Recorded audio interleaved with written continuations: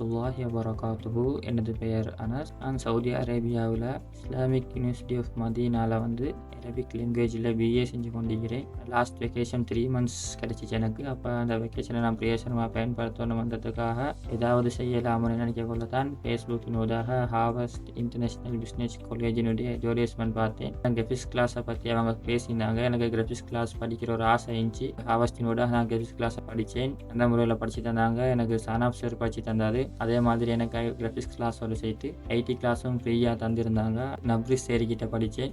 நல்லா படித்து தந்தாங்க. எந்த ஒரு குறையும் இல்லை. நான் ஆரம்பத்தில் ஆன்லைன் கிளாஸஸ் எல்லாம் பெருசாக இன்ட்ரெஸ்ட் இல்லை. எப்படி படித்து தருவாங்களோ தெரியாது. ஆனாலும் இவங்க நல்ல முறையில் படித்து தந்தாங்க. டவுட்ஸ் எல்லாம் கிளியர் பண்ணாங்க.